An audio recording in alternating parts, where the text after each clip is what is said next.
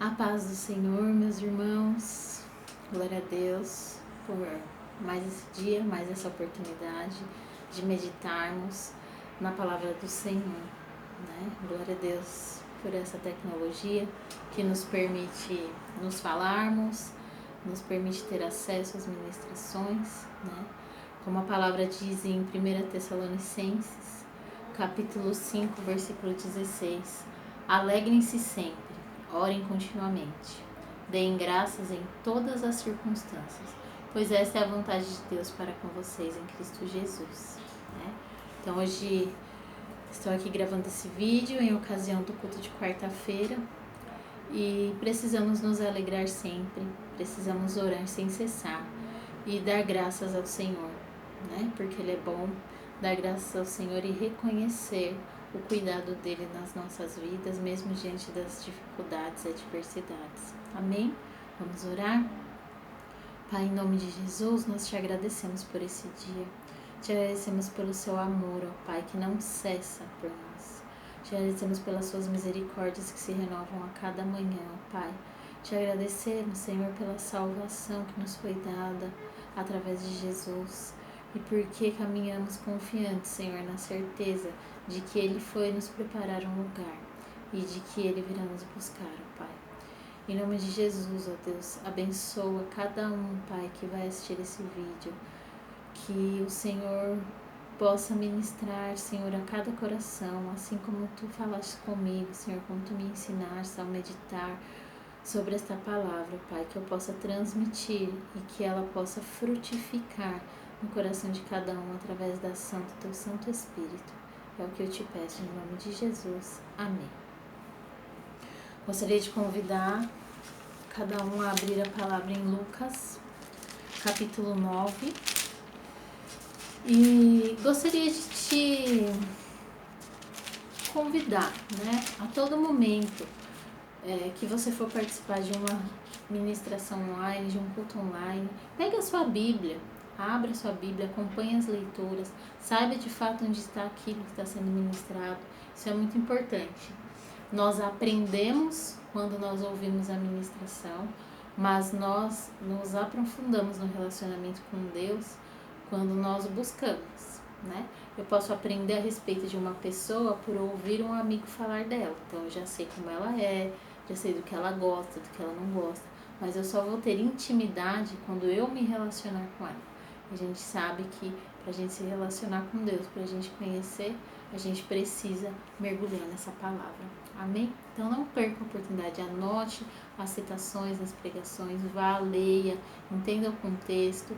Isso vai edificar a sua vida e te fortalecer para se manter firme nos dias difíceis. Então, Lucas capítulo 9, a partir do verso 10, diz assim: Ao voltarem, os apóstolos relataram a Jesus o que tinham feito. Então ele os tomou consigo e retiraram-se para uma cidade chamada Betsaida. Mas as multidões ficaram sabendo e o seguiram. Ele as acolheu e falava-lhes acerca do reino de Deus e curava os que precisavam de cura. Ao fim da tarde, os 12 aproximaram-se dele e disseram: Manda embora a multidão para que eles possam ir aos campos vizinhos e aos povoados e encontrem comida e pousada, porque aqui estamos em lugar deserto. Ele, porém, respondeu: Deem-lhes vocês algo para comer.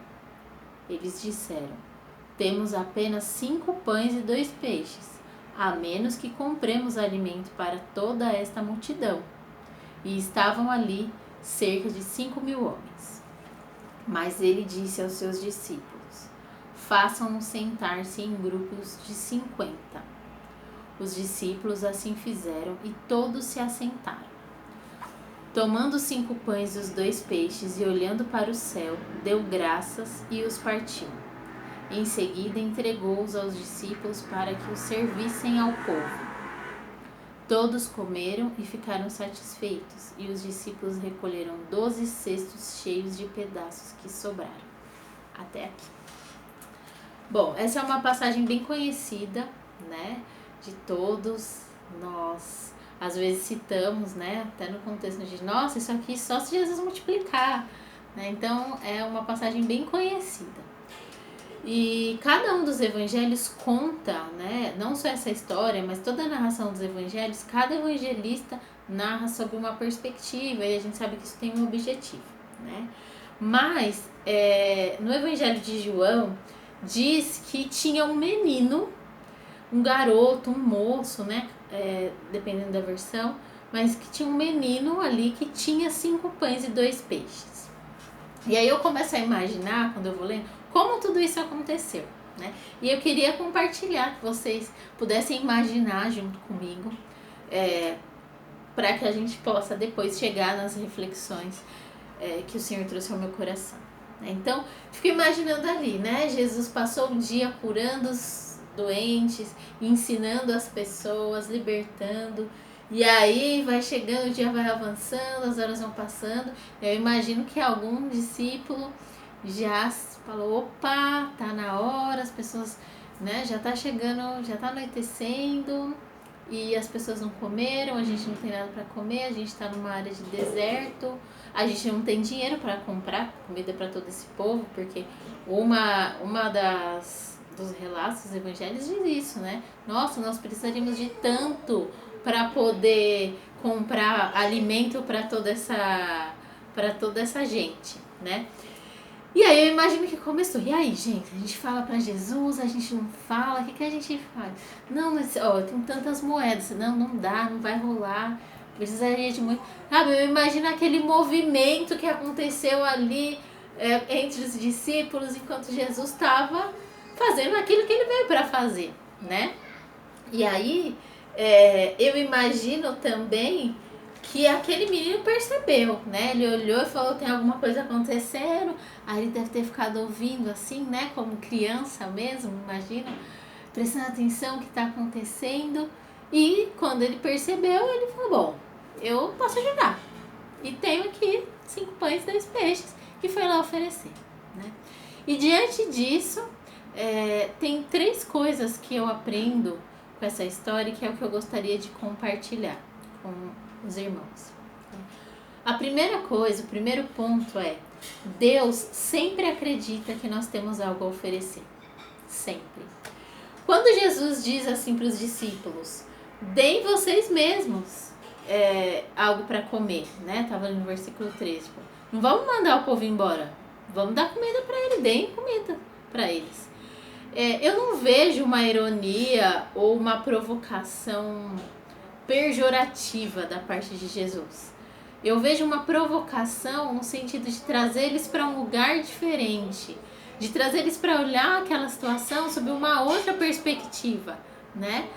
Jesus estava lhe dando um alimento espiritual para aquelas pessoas, um alimento que não acaba, né?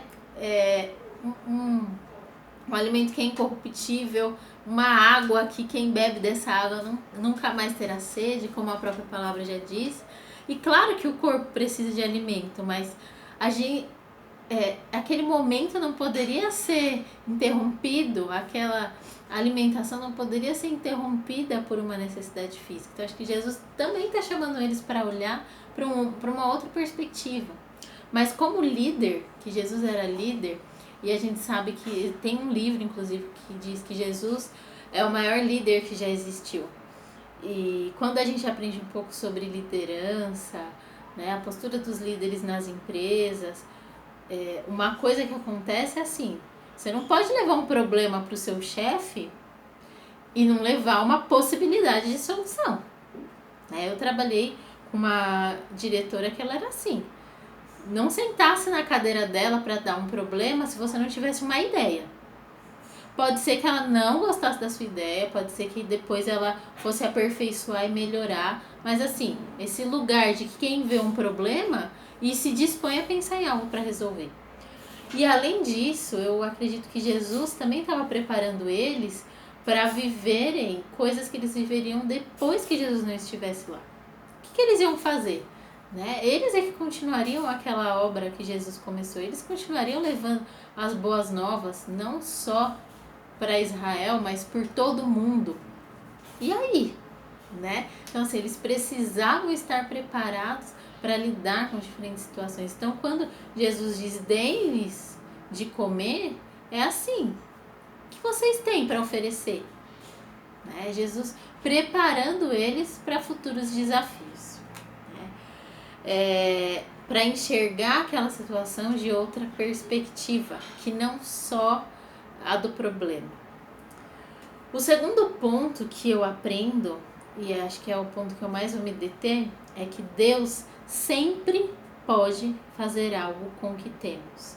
E esse sempre é sempre mesmo. Sempre com letras maiúsculas, negritas, com marca-texto por cima. Sempre. Ele sempre pode fazer algo com o que a gente tem, né? Quando eles falam assim para Jesus, né? Olha, esse menino tem aqui 5 pães e 2 peixes. Jesus não pergunta mais nada. Jesus começa a agir. Jesus instrui. Façam com que se reúnam em grupos de 50 e se assentem. Jesus ora, dá graças e entrega para eles, fala, agora dividam. E dali foram alimentados 5.000 homens.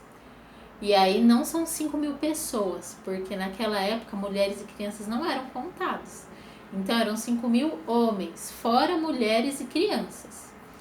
Então alimentou 5.000 homens e ainda sobraram 12 cestos.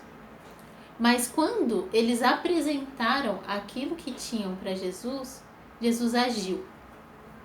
E é isso, né? O que a gente tem às vezes pode não ser suficiente, mas é aí que entra o poder de Deus. É aí que entra o agir de Deus naquilo que nós não damos conta, né? Jesus era uma pessoa instruída, né? Ele tinha noção de matemática. E pães e peixes eram alimentos comuns no dia a dia deles. É como chegar hoje para uma dona de casa, tá fazendo uma forma de lasanha e falar, ó, vem mais 10 almoçar aqui. Ela já sabe que aquela lasanha não vai dar. Ela sabe quantas formas a mais ela vai ter que fazer, né? Então é a mesma coisa, Jesus sabia, era um alimento comum. Mas ali não era, eles não estavam mais no nível humano, né? Não era matemática. Então quando chega a nossa limitação, Jesus entra com o poder dele, né? A palavra diz lá em 2 Coríntios capítulo 12, que o poder dele se aperfeiçoa na nossa fraqueza. Então, o que nós temos pode não ser suficiente, mas ele é suficiente. Ele é, né? Lá no Antigo Testamento, Deus diz, eu sou o que sou. Ele é, né? Então, ele é suficiente. E isso é incrível, porque qualquer coisa que nós tenhamos, até a nossa fraqueza, a nossa limitação, tudo que nós venhamos a ter é matéria-prima para Deus transformar em algo. E aí eu me lembro daquela passagem onde Jesus diz ali em Mateus 19, ele diz que o reino de Deus é daqueles que se assemelham às crianças. Porque aquele menino, aquele garoto, acreditou que os 5 pães e os 2 peixes dele seriam suficientes. Não sei se seriam suficientes, mas ele acreditou que poderia ajudar. Percebe? E nós? Estamos pensando hoje numa situação, um evento, né? Alguma coisa assim, mesmo que Jesus estivesse aqui. Será que a gente teria, né? Sem ter toda essa referência da Bíblia, do poder de Deus, de tudo que ele já fez, será que a gente teria essa fé? Ou será que a gente ia pensar, bom, quantos vieram comigo? Ah, meu filho, meu marido, minha amiga, 5 pães, 2 peixes, divide assim. Ó, galera, dá pra gente comer aqui, vamos ali no cantinho, porque não dá pra todo mundo. Percebe? Então, aquela criança, aquele menino acreditou que o que ele tinha podia contribuir, né? E a partir daquilo que ele tinha, Jesus alimentou uma multidão, né? E eu não tenho nada, né? Às vezes tem situações que a gente olha e a gente fala, eu não tenho nada, eu tenho a minha fé. E a nossa fé é suficiente. A Bíblia diz que, né, Jesus diz que se nós tivermos fé do tamanho de um grão de mostarda, nós diremos para o monte, levanta daí e vai para lá. E ele vai. A Bíblia também relata em Mateus capítulo 8 que um centurião foi ao encontro de Jesus e disse para ele, o meu servo está doente. E Jesus disse para ele, eu vou curá-lo, eu vou até a sua casa e vou curá-lo. E ele diz para Jesus: Senhor, eu não sou digno que o Senhor entre na minha casa, mas eu acredito que se o Senhor disser uma palavra, o meu servo vai ser curado. E Jesus diz que não encontrou tamanha fé em Israel. Quer dizer, e aí Jesus diz para ele assim: olha, porque você creu, que você acreditou, o seu servo está curado. Então, a única coisa que ele tinha era fé. Por ser um centurião, provavelmente ele era um homem que tinha posses. Talvez ele já tivesse gastado dinheiro com médicos, buscando remédios, buscando especiarias que pudessem ser feitos remédios para aquele servo, né? Provavelmente um servo querido. E a única coisa que restou para ele era a fé de que Jesus podia fazer alguma coisa. Outros exemplos nós temos na Bíblia. Esther é um grande exemplo. Esther foi uma judia que se tornou rainha e que salvou os judeus de serem mortos. E o que Esther tinha? Esther não tinha nada. Esther era órfã.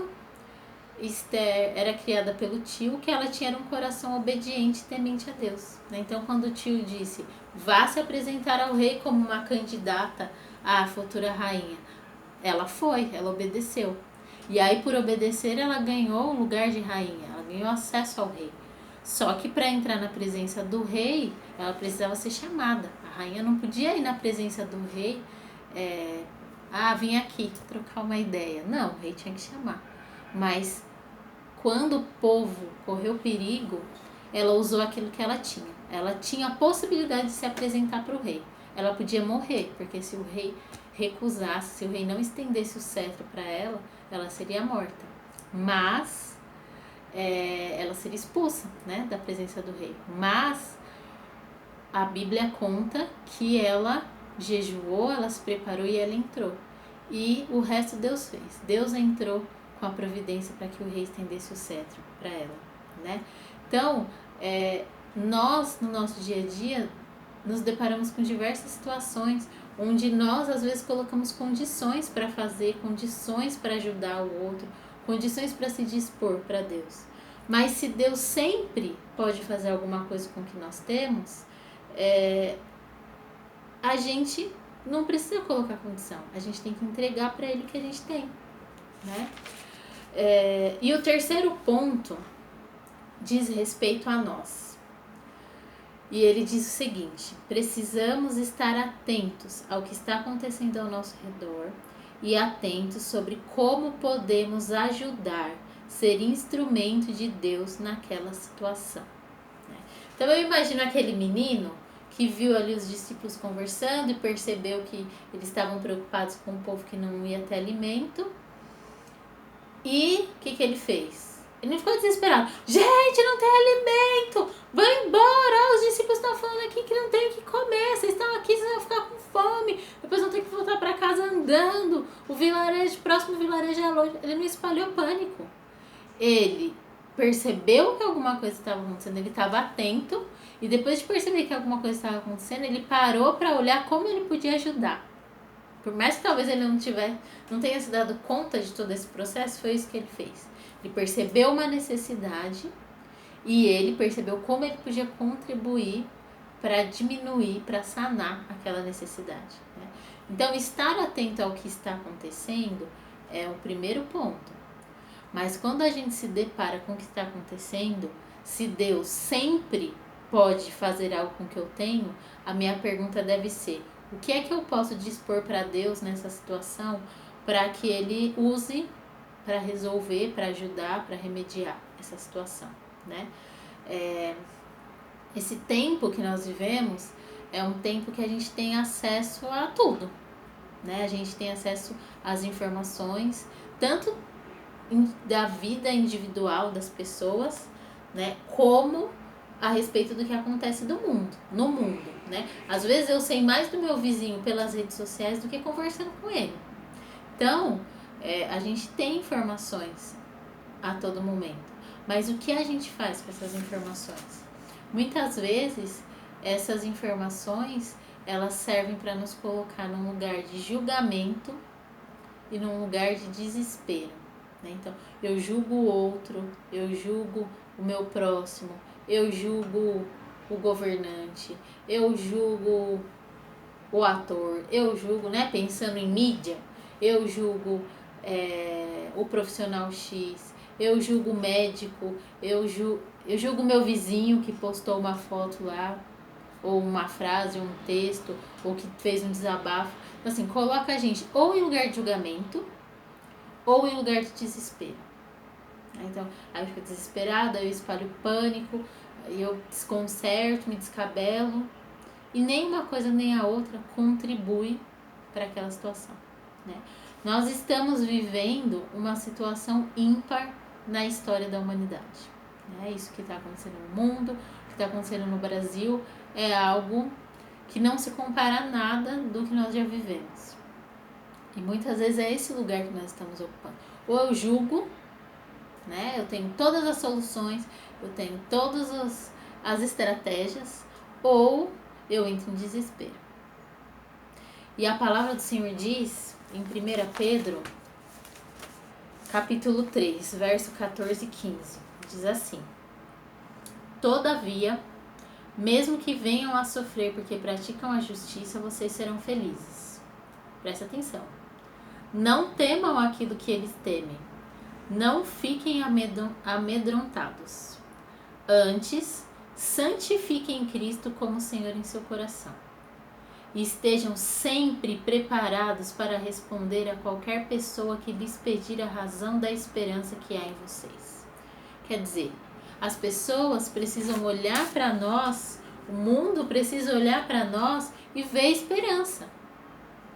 Mas, se nós estamos tão desesperados ou mais do que o mundo, se nós estamos tão cheios de razão e solução nossas, que não vem de Deus, do que as pessoas que estão envolvidas procurando, tentando resolver, que esperança que nós estamos passando para o mundo? As pessoas vão olhar para nós, nós vamos ser mais uma multidão.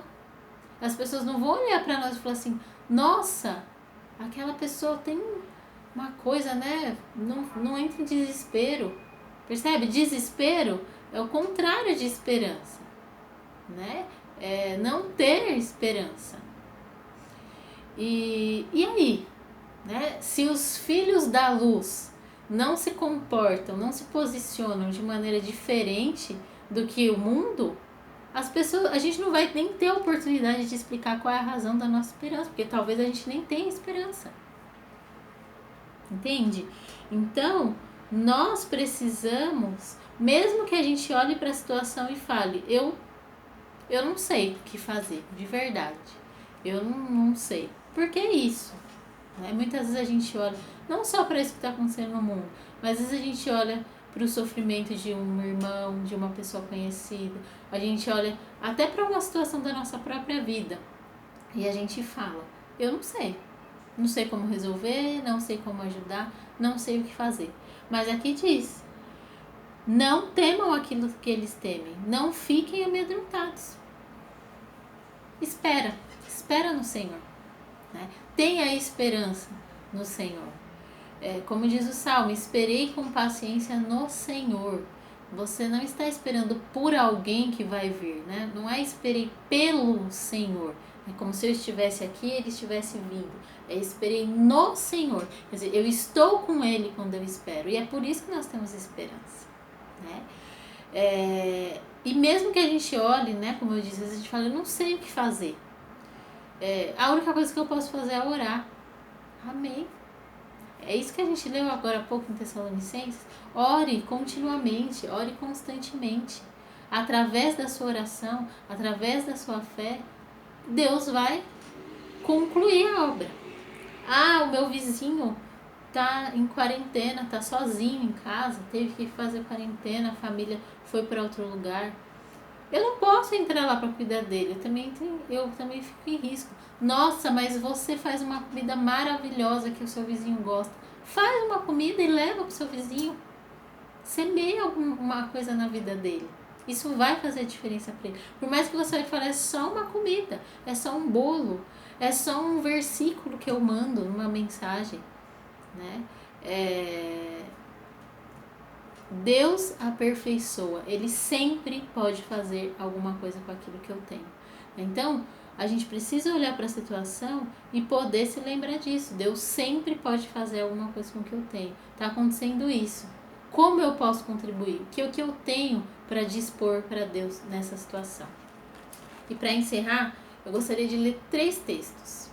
Um está em 1 Pedro mesmo, bem pertinho desse que a gente leu, capítulo 4, versículo 10 e 11. Cada um exerça o dom que recebeu para servir os outros, administrando fielmente a graça de Deus em suas múltiplas formas.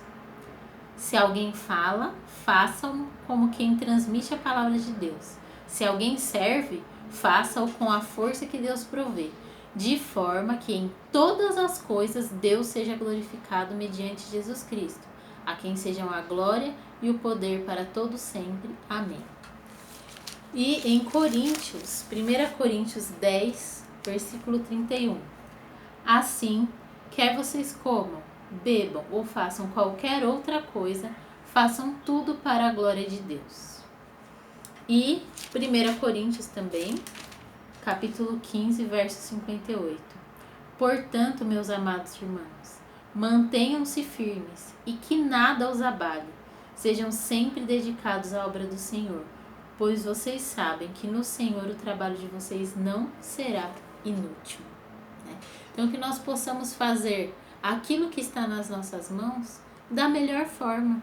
Aquilo que nos é possível fazer da melhor maneira, né? Que a gente possa, como aquele menino, olhar e, assim, é isso que eu tenho, mas eu entrego isso da melhor forma que eu posso. E deixar que Deus faça o que Ele pode fazer, né? Que nada é impossível, Ele pode fazer tudo. Deixar que Ele faça o que precisa ser feito através daquilo que a gente entregou, né? Nosso trabalho não é vão no Senhor. Se eu fiz uma coisa grande ou uma coisa pequena, se eu entreguei 5 pães e 2 peixes, ou se eu entreguei uma rede cheia de peixes para Jesus poder alimentar a multidão, nada do que eu faço é vão se eu fizer para o Senhor, né? Tudo que nós venhamos a fazer, tudo que nós venhamos a falar, seja como se nós estivéssemos fazendo para Jesus, como se nós estivéssemos falando para Jesus. Amém? Vamos orar que o Senhor frutifique essa palavra no coração de cada um e que nós possamos nos manter firmados na palavra do Senhor até o dia que Ele assim determinar. Amém? Pai, em nome de Jesus, nós te agradecemos pelo seu amor, pela tua palavra, Senhor, que nos exorta, que nos direciona, que nos encoraja, Deus. Em nome de Jesus, que nós possamos realmente, Pai, ser como crianças diante da tua presença, Pai. Ser como crianças que confiam em Ti, que entregam a Ti, ó Senhor, aquilo que tem, crendo que o Senhor poderá fazer algo, que o Senhor poderá fazer a diferença, Pai. Crendo verdadeiramente que o seu poder se aperfeiçoa na nossa fraqueza, Pai. Em nome de Jesus, ajuda-nos, Senhor, a transparecer a tua presença para todos aqueles que estão ao nosso redor. Nos ajuda a impactar aqueles que estão perto de nós, ó Pai. Não só através das nossas palavras, de um belo discurso, mas através da nossa vida, através da forma como a gente se posiciona, Pai. Que teu Espírito Santo console aqueles que precisam ser consolados, fortaleça aqueles que precisam ser fortalecidos, cure aqueles que precisam ser curados, ó Pai, e oriente aqueles que precisam de orientação. É o que nós te pedimos, nós te louvamos, rendemos a Ti toda a honra, toda a glória, porque o Senhor é digno. Em nome de Jesus, amém. Fiquem na paz, fiquem com o Senhor Jesus, e que Deus abençoe a todos. Um abraço e até breve.